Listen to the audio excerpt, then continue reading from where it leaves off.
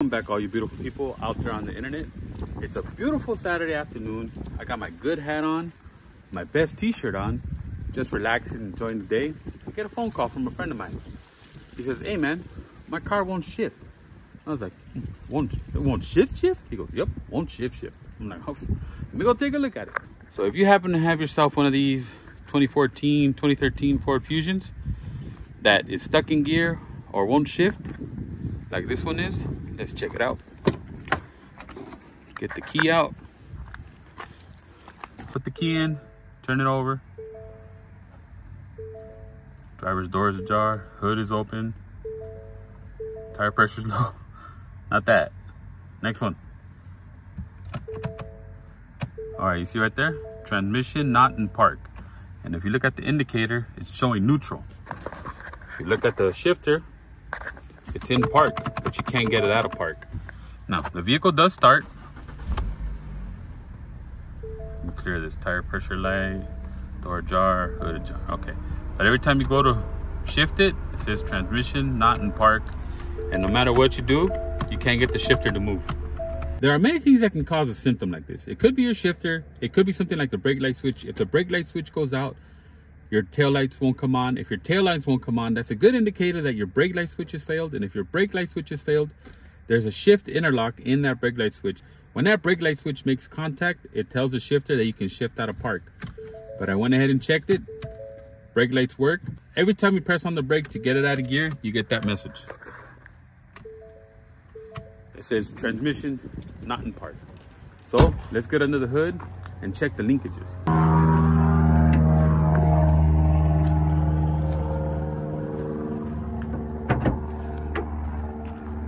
So on this vehicle, lucky for us, the shift linkage is right here.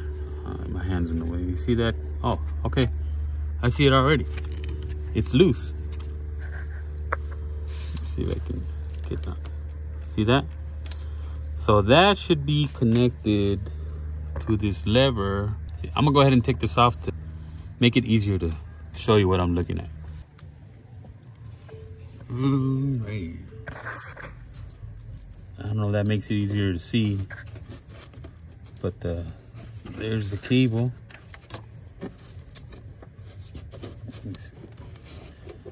And there's the lever. See, yeah, that should be in there. So let me put it in park now. You heard that clicking sound? That means that the shifter or the lever that goes inside the transmission has moved.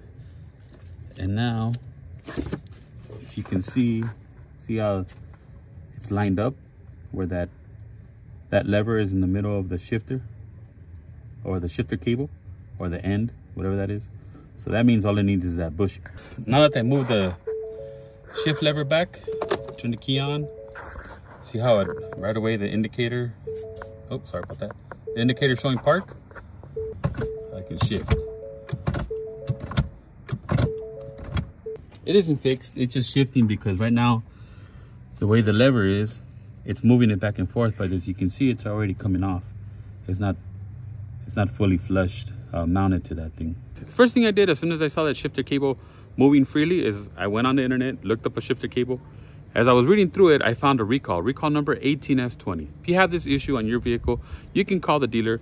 A lot of times they'll come and they'll tow it to the dealer and they will make the repair for free, because I believe that safety recall 18S20 is 18 safety, 20, whatever the numbers mean, I really don't know, but I know the S is safety. And usually safety recalls don't go away. And a lot of times in the language, in the recall, they will have opportunities for you to get your vehicle towed at no cost. Now, don't quote me on that, on either whether the safety recall goes away or whether they'll tow this thing for free for you. But a lot of times it will be in the language in the recall. So you can absolutely have the dealer pick this up and fix it for you, but that will take some time. Or you could do what I did, is you drive to the dealer, pick yourself up the parts needed. Here's one of the parts. And it says right there, cap. It even says it in Spanish. And this bushing, el buje. The instructions for the recall are online, so you can absolutely do it.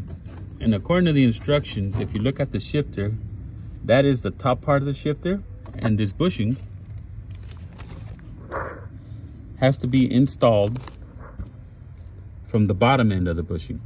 So that's what we're gonna do right now. And I'm gonna put the phone down because there's not much room there, and me fumbling with this phone is not gonna make it any easier. So there it is, bushing installed. Just wanna make sure that it's flush.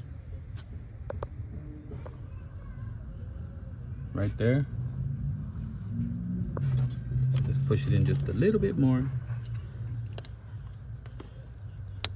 Oh, there you go.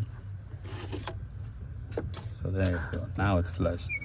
So what you want to hear is when you push it through, you're gonna hear a little like click sound. You're gonna hear the click sound, and that'll pretty much tell you that you're flush, or that you whatever little locking mechanism it has in there.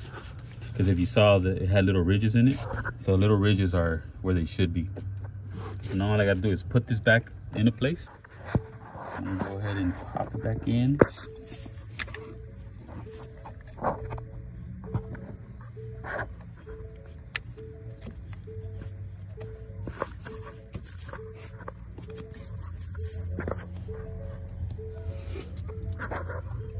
So now you gotta find, you can't really see it, but there.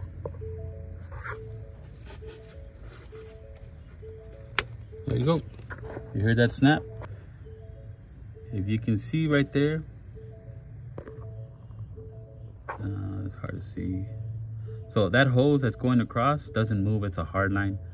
But I got it in there, and you can hear the snap when the retainer, because the pin that comes up, there's a little shoulder on it that will match up with another shoulder that's on the bushing. That'll help it keep itself in there without popping out. So the next thing we got to do is install this cap.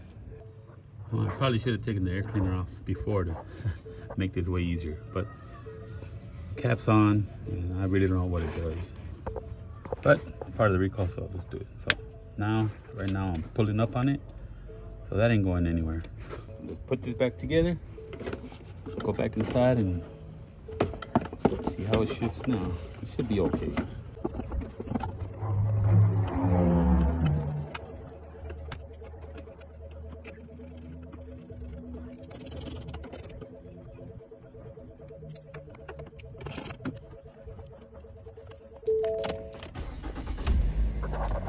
Now, bushing's on, park, drive, parking brake off,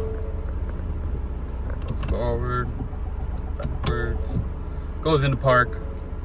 It's all good, everything's working just like it should.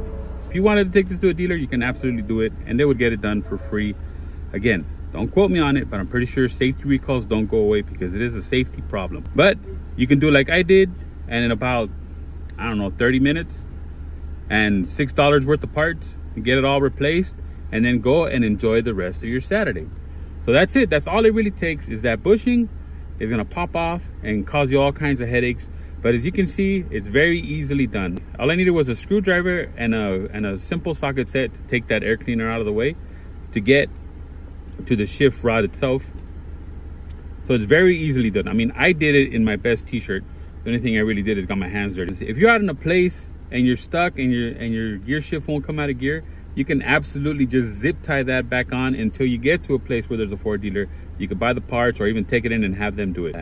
I'm hoping I saved you some money with this one, because like I said, the parts were only $6, dirty hands, and a couple simple tools, and you can get on your way. I'm gonna go ahead and enjoy the rest of this Saturday because it is a beautiful day, mid-80s in SoCal. That's why we pay high taxes. I'm just kidding. This one is done, it's back on the road, and it's repaired, so they don't have to worry about it anymore. They can go and enjoy their Saturday. But in saying all that, I thank everybody who's been watching my videos. Really appreciate it. If you're liking the content, please like, subscribe, give me a thumbs up, all that cool stuff, and I'll catch you on the next one.